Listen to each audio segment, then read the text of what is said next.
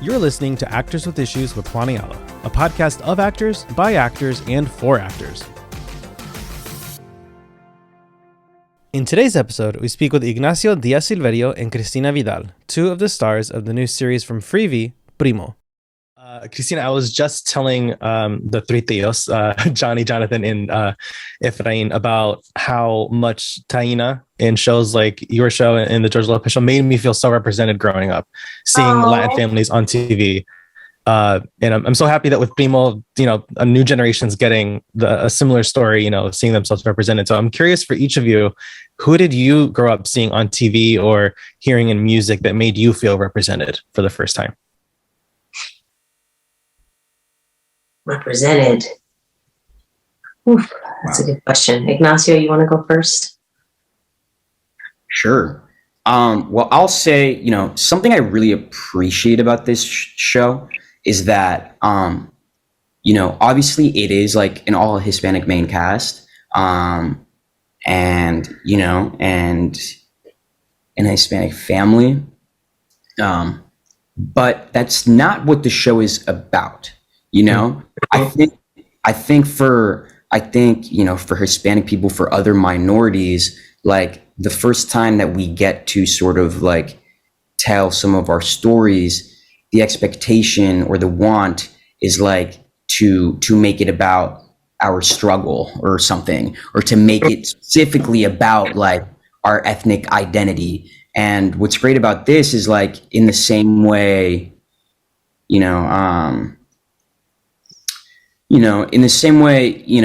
go to see Us, the Jordan Peele movie, and maybe some people are expecting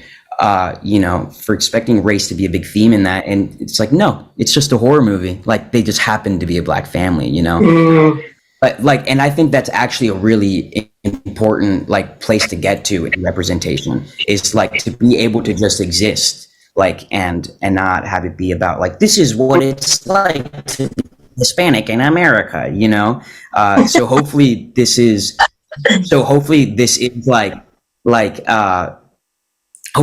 does honestly and authentically like represent people like you and me. But hopefully that's not like really what it's about, because I don't think Primo is about a Hispanic family or Hispanic people like any more than It's Always Sunny in Philadelphia is about like Irish people, like that's not what the show's about. They just so happen to be. Love that. Yeah. And as far as for me growing up, I don't think I remember specifically feeling represented as a Hispanic, but there's definitely been people's work, music and things like that I remember the first time I saw Rent. I was so blown away by Daphne Rubin Vega. And I don't think I remember feeling like it was because she was Latina, although that part is fabulous, but she was just so dynamic. And the way she moved and everything, I was like, I want to do that. I want to do that. So yeah, I just remember that right now. So Ignacio, thanks for answering first, because you gave me the time to think about it. You know what I thought of though? Is like, and I don't even know that I was watching this show through this lens. I don't necessarily think so. But right. If you're of my generation, you did, grow up watching Wizards of Waverly Place. And I didn't realize really Peter Murrieta, one of our executive producers and writers, it was the showrunner on that show and sort of like discovered Selena Gomez. And there are episodes in that show where they do explore that part of Selena Gomez's character. She has like a Latin mom and she doesn't know Spanish. She tries to learn Spanish. And I remember watching that. And then to show up on the set of Primo and to realize like, oh, Peter, like you raised me,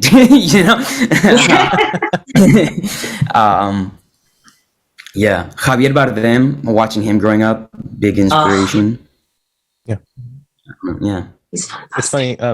Similarly, I didn't really watch this movie through that lens either. I was just like, oh, I'm like the little brother, and it was Spy Kids. but it happened to be this like half Latin family. You had Antonio Banderas, Carlo Gugino, but I was like, oh, I'm the annoying little brother who trips and falls and breaks everything and makes everything go wrong. Yeah.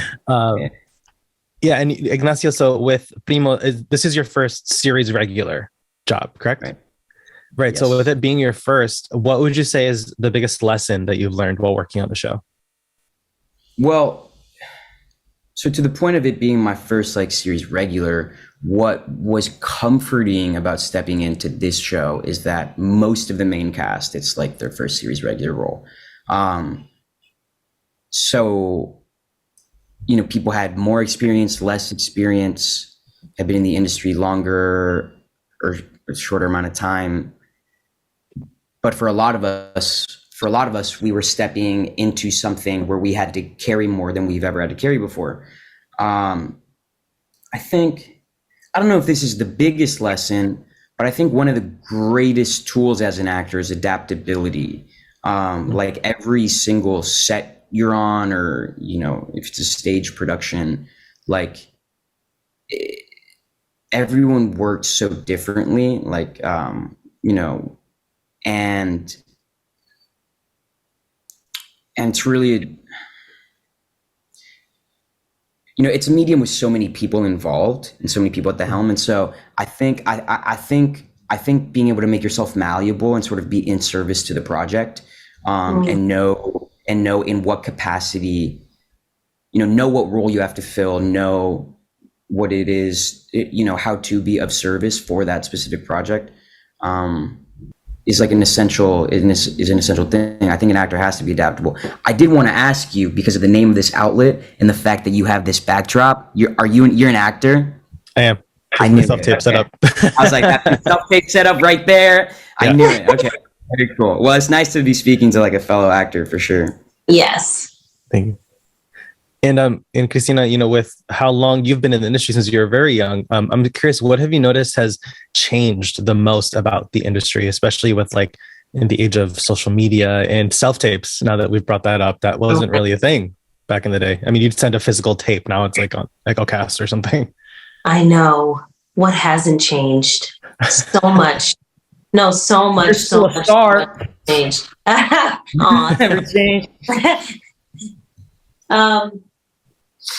Gosh, let me think of something. Well, I'm going to say something positive. All the opportunities now because of streaming, all the different streaming outlets, that part is pretty cool. You definitely feel like there's much more opportunity to do all different kinds of genres. And so that part, that's been really different, and I've been really enjoying that change. And just before we wrap up, in 10 words or less, what advice would you give to a young actor?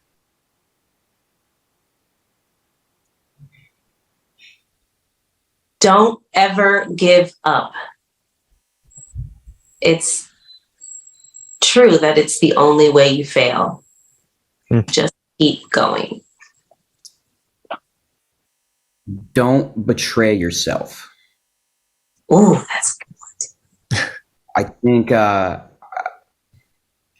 think you meet a lot of people that pretend like they have the answers, but I think there are as many ways to do this as there are people. And so there is no path. And that's terrifying, but that's also pretty liberating, because because the position it leaves you in is that you can only do what you feel is right for you. And so to that end, like, yeah, I think, you know, that doesn't mean be closed off and only listen to yourself, like listen to other people, and for sure. And like, you know, seek support and seek help. But I think you know what is right for you. And so being in touch with your intuition, with your instinct, don't betray yourself, I would say. It's a good one. Yeah. Is that less than 10 words, Juan? Don't betray yourself that's probably what'll you can elaborate after the initial quote, but thank you so much for taking the time to chat with us today. And I'm so excited for folks to watch the show. I've absolutely loved it. I binged it in one night, and now I have to wait for season 2. You know, that's the one downside to binging it all. An afternoon of, well, it was so great meeting you, man. Good talking with you together. Yes. Yeah, awesome. Hope to see you guys on set someday. Take care. Yeah, same. Thank you. Bye. Thanks for joining us. Be sure to subscribe to Actors with Issues on Spotify, Apple Podcasts, or wherever you get your podcasts, and visit our YouTube channel for full video interviews. Actors with Issues is executive produced and hosted by Juan Ayala. See you next time.